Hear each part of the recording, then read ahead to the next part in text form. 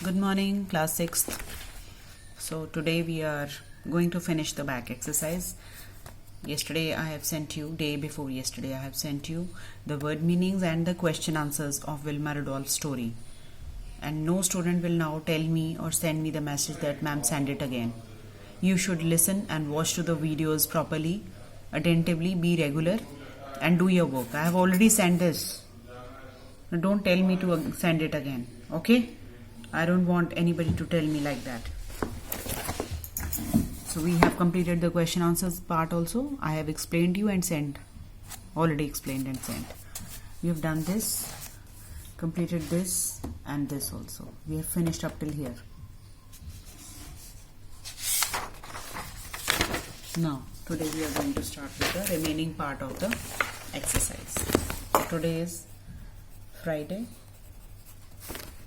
It's 30th 10/20 and we are going to start on the page number 54. Open page 54 of your literature book, reader.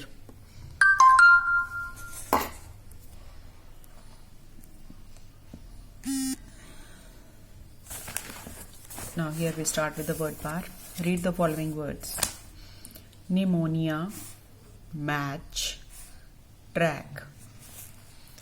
In these words, the underlined letters are silent. So you know very well that in English letters, there are some words which don't sound.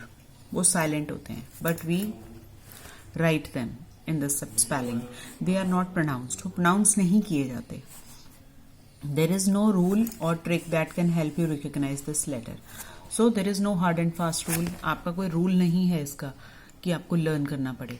You just have to learn the spellings and memorize them, that these words are these letters are silent in these words, so that can help you recognize. You just have to learn them. यहाँ पर आप सिर्फ learn कर सकते हैं बच्चे, आपको spellings learn होने चाहिए और आपको you should know this thing that the specific letter is specific alphabet is not pronounced in this letter, in this word. The whole this thing is called word, and these T, R, A, C, K, these are called alphabet, so you can say letters. Clear? Class 6. Now pick out the silent letter or letters from these words. In the doubt, B का sound नहीं आ रहा, तो B is the silent letter here. Fridge. D is not pronounced. Rain. इसको हम बोलते हैं rain. G is silent. Autumn. A-U-O की sound. T-U-M, tum. Autumn. So N is silent here. We call it wrist, not wrist. W is silent here. Earlier we used to pronounce it as a schedule. श बोलते थे हम इसको, CH को. But now the pronunciation has changed. Now we pronounce it secdule. Secdule. So H is silent here. Secdule.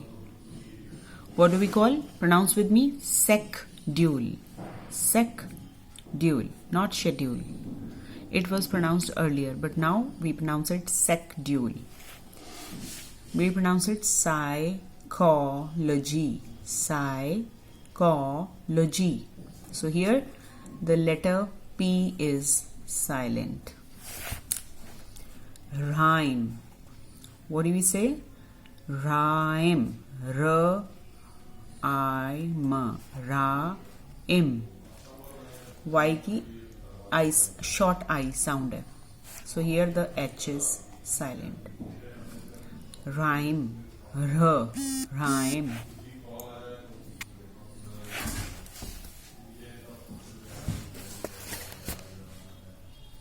Complete each of the following words by adding able or able. So if we add something at the back of the basic word, that is known as suffix. and if we add in front of the word basic verb, we call it prefix. You might know that. आपको पता होगा इस चीज के बारे में. Beat, beatable, इसमें हमने able लगाया. Move, move able, move able. Read, read able. Advise, advisable, advise, यहाँ पे लगेगा able, advisable. Okay, listen to me. Digestible, इसमें भी able लगता है. Preferable, preferable. Convertible, convertible. Use able, यहाँ पे e नहीं आएगा बच्चे.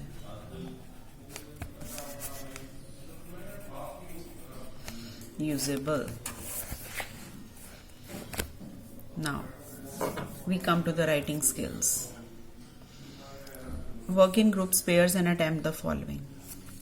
List down the problems Vilma faced and the success she achieved. Also note down who encouraged her in achieving her goal. So here you have to list down the problems. उनको क्या क्या problems आई थी.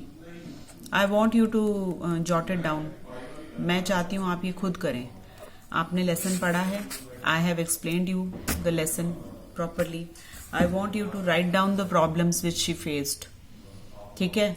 And the success she achieved. पहले आप problems लिखिए क्या क्या face किए उन्होंने.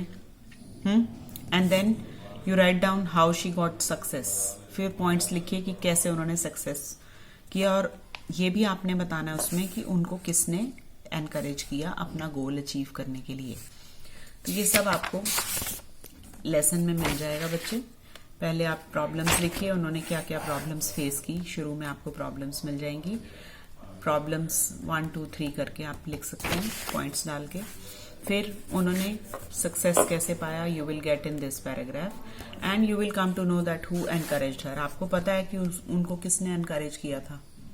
उनकी मदर ने किया था ना encourage. Her mother encouraged her. And his coach, her coach Ed Temple, he also encouraged her. तो आपने पहले उनकी लिखना है problems faced by Wilma, and then how she achieved success Wilma, points में लिख दो. And then name the persons, किस किसने उनको एनकरेज किया है ये आपने लिखना है. और रफ कॉपी में लिखना है. Is it clear? Rough copy में लिख के आप मुझे पर्सनल पे भेजिए. फिर हम नेक्स्ट लेक्चर में डिस्कस करेंगे इसको. ठीक है. नेक्स्ट लेक्चर में मैं आपको बताऊंगी आपकी क्या क्या मिस्टेक्स हैं. And if possible I will then send you in written. तो फिर मैं आपको पहले आप मुझे रफ में लिख के भेजिए. Second, make a list of qualities of a person should have to achieve or his or her गोल. आपको एक क्वालिटीज की लिस्ट बनानी है बच्चे कि आपको अगर you have to achieve your goal, so what qualities does the person have. उसमें क्या क्वालिटीज होनी चाहिए if you want to achieve this goal. अगर आपकी लाइफ में आपने कोई एम बनाया है कि मुझे इंजीनियर बनना है या सिविल सर्विसेज मैंने क्लियर करनी है, मुझे सिविल सर्वेंट बनना है, आईएएस ऑफिसर बनना है, तो उसमें आप उस इंसान में क्या क्या क्वालिटीज होनी चाहिए to achieve his or her गोल. आपने क्वालिटीज लिखनी है. एक एक दो दो लाइन पहले क्वालिटीज लिखिए और उसको थोड़ा थोड़ा एक्सप्लेन करते जाइए. Then write a letter to Wilma Rudolph congratulating her on her success in Olympics. Then we have to write a letter. आपने लेटर लिखी है या नहीं लिखी है? Have you written the letter? Format of the letter I think Jayshree ma'am might have told you, explained you because she was teaching you na English before me. So write a letter to Vilma Rudolph congratulating her on her success in Olympics. Make use of the points listed above. तो जो जो points आप इनमें दोनों answers में लिखेंगे ना, आपने वही points लेटर में लिखने हैं. क्लियर हुआ आपको? ये तीनों काम 6th क्लास खुद करेगी रफ कॉपी में. ये तीनों काम आपने मुझे रफ कॉपी में करके भेजने हैं, कल तक भेज दीजिए। और अपनी कॉपीज अपनी रेडी करिए बच्चे, send it me on the personal number. मैं नेम्स लिख लूँगी, ये बच्चों ने काम पूरा कर लिया है, they have completed the work and they have sent me the copies. और if possible you submit at the reception, school reception Monday को या तो आप स्कूल रिसेप्शन में दे दीजिए या मेरे पर्सनल नंबर पे आप मुझे भेज दीजिए with complete work till day. कल तक मैंने जितना काम कराया था उतना काम पूरा कॉपी का आप मुझे सेंड कर दीजिए, या तो ऑनलाइन या फिर मंडे तक आप मुझे स्कूल में देके जाइए। Is it clear to all? And I am very strict बच्चे, now I am very strict. All of you are not submitting me the work and it's high time now. I want your notebooks complete and I want to see them. I hope I am clear with this. So complete this work till today and send me by tomorrow morning. I want to see your work. ये rough copy में तीनों question आपके लिखे होने चाहिए and send me positively tomorrow. Now we start with the grammar part. Open your grammar books.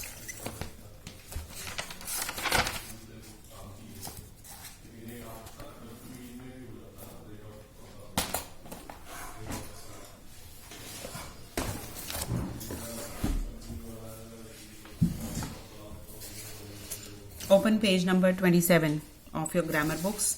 Fifth lesson, cases of nouns and pronouns. Yesterday I told you that I will start with the verbs. But then I thought, then why to leave this lesson? I will first of all finish this lesson, then we'll move to the verb section, 6th lesson. So, we will start this lesson today. As you have already done nouns, pronouns. You have all done this. Nouns and pronouns आपने सब कर लिए हैं. Now it comes the cases of nouns and pronouns. क्या होते हैं ये cases of nouns and pronouns? And what is noun? Noun आपको मालूम है what is noun? Noun tells us what something or something is, someone or something is called. They are called as the naming words. A noun can be the name of a person, place, thing or a profession, job title, quality, situation or an action. ये आप पढ़ चुके हैं. I will not tell you anything about this. आपको मालूम है nouns naming words होते हैं, ठीक है। और प्रोनाउंस क्या होते हैं? प्रोनाउंस होते हैं बच्चे the words that are used in the place of noun, and pronoun is the word used in the place of a noun. It is a noun replacing word. It is a noun replacing words. Like every time you will not call a person by name. First time you will call that person by name. Second time you will say he, she or you. So this he, she and you, he, she, it, they, he, these all are pronouns.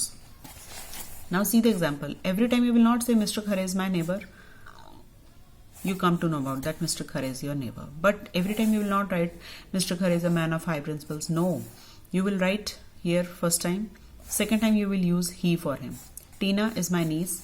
You have told. You have declared this. Now you will use she instead of this Tina. Father brought me a tablet. ठीक है, पता चल गया. Every time you will not write about the tablet, you will use it.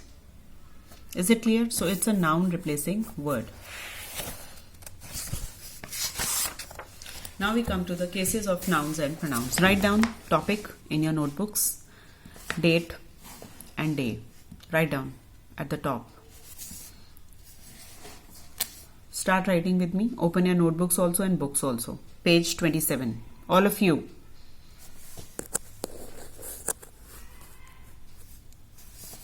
Now, cases of nouns. The case of noun indicates its role, subject or object in a sentence. क्या होते हैं nouns? Nouns. Now, noun case में बच्चे, a noun may be used as a subject. Noun आपका subject भी हो सकता है, ऑब्जेक्ट भी हो सकता है वर्ब का, या पोजेशन भी शो कर सकता है चीज का कि ये मेरी चीज है. तो इसमें क्या हो सकता है? नाउन सब्जेक्ट भी हो सकता है, ऑब्जेक्ट हो सकता है वर्ब का, और पोजेशन भी शो कर सकता है कि बिलोंगिंग है, कि ये चीज मुझे बिलोंग करती है. So we can say that noun is in the nominative, objective और पोजेसिव केस रिस्पेक्टिवली. तो देयरफॉर वी से कि नाउन हमारा सब्जेक्टिव भी हो सकता है, ऑब्जेक्टिव भी हो सकता है और पोजेसिव भी हो सकता है। 3 कंडीशंस में नाउन बनाया जाता है बच्चे, यूज किया जाता है। नाउन को हम सब्जेक्ट की तरह भी यूज करते हैं, ऑब्जेक्ट की तरह ऑफ अ वर्ब भी यूज करते हैं। एक्शन वर्ड का ऑब्जेक्ट होता है वो। और पोजेशन शो करने के लिए कि ये चीज मेरी है, it belongs to me, it also used in the possessive. So the noun is used in nominative, objective and possessive case respectively. Okay, so now come to the nominative case. Nominative case क्या होता है बच्चे? When a noun is used as the subject of the verb.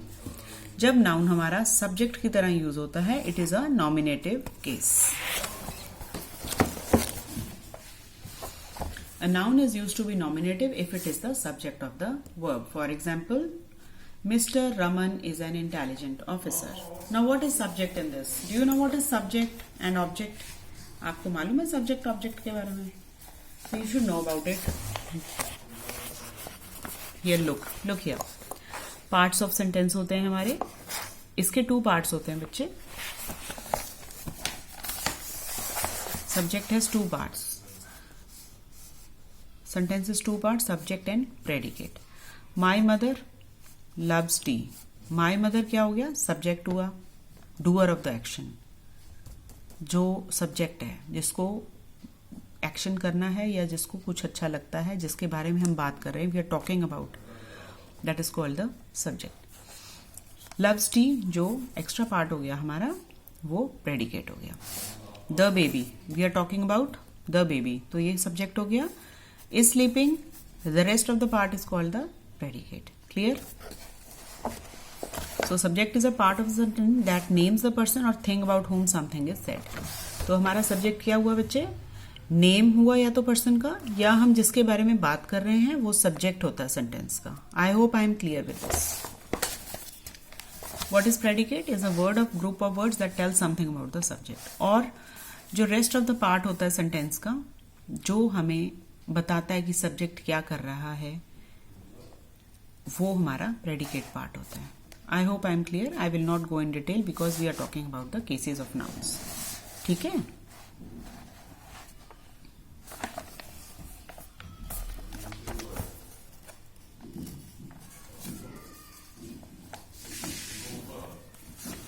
So you will write cases of noun. You will write this first line, then you give the title nominative case, write the definition in your notebook, give example, Mr. Raman is an intelligent officer. Now underline this and this is the subject. Underline कर लीजिए और ऊपर S लिख दीजिए, means ये subject है, तो ये हमारा nominative case हुआ. Here Mr. Raman is a proper noun. आपको सिर्फ इतना लिखना है, Mr. Raman is an intelligent officer, ऊपर लिख दीजिए subject, छोटा छोटा. Artists make portraits. Now what we are talking about here? We are talking about the artists. तो हमारे subject क्या हुए? ये हमारा subject हुआ. ठीक है ना? तो ये common noun हुआ. ये हमारा proper noun था Mr. Raman. हम किसी का अगर नाम लेते हैं तो हम proper noun है. अब यहाँ पे artist है तो हम हर artist की common बात कर रहे हैं, सब artist की, तो वो हमारे common noun हो जाते हैं. तो ये दोनों क्या हुए? हमारे nominative case हुए. ठीक है? क्योंकि इसमें subject जो है noun subject है, as a we are using here noun as a subject, so it's a nominative case. Clear? Now comes the objective case. Objective case or accusative case. Now what is it? Nouns are said to be an objective case if they are direct objects of verbs or if they are objects of preposition. Direct object is the person or the thing upon whom or upon which the action of the verb is carried out. अब इसमें objective case क्या होता है बच्चे? जो direct objects होते हैं verb के, या तो वो या फिर वो ऑब्जेक्ट्स होते हैं प्रेपोजिशन के, वो हमारे ऑब्जेक्टिव केस होते हैं. लाइक मैं आपको समझाती हूँ. Direct object is the person और अ थिंग अपॉन और whom which the action of the verb is carried out. Object हमारा वो हो गया बच्चे जिसके ऊपर एक्शन हुआ है वर्ब का, वो हो गया हमारा ऑब्जेक्ट. ओके.